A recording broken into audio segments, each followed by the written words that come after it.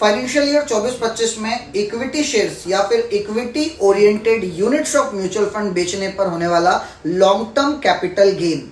Long term capital gain मतलब आपने shares या equity oriented units of mutual fund को 12 महीने या उससे ज्यादा रखकर यदि सेल किया है और सेल डेट फाइनेंशियल ईयर 24-25 में आ रही है तो उस पर कितना इनकम टैक्स आपको पे करना पड़ेगा।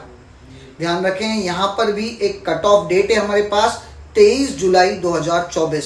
यदि आपने 23 जुलाई 2024 से पहले शेयर सेल कर दिए हैं तो उस केस में 1 लाख से ज्यादा का जितना भी कैपिटल गेन होने वाला है जो लॉन्ग टर्म नेचर का है, उस केस में आपको 10% से इनकम टैक्स पे करना पड़ेगा, long term capital gain tax.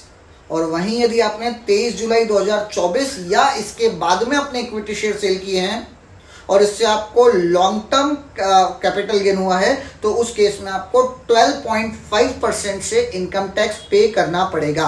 हाँ, जैसा कि पुराने वाले में 1 लाख तक आपको टैक्स नहीं पे करना था, यहाँ थोड़ी रिलीफ और दी गई है। 1,25,000 तक के लॉन्ग टर्म कैपिटल गेन पर इक्विटी शेयर से होने वाले आपको इनकम टैक्स पे नहीं करना पड़ेगा, लेकिन उससे ज्यादा होता है तो आपको 12.5% से इनकम टैक्स पे करना पड़ेगा, long term capital gain tax.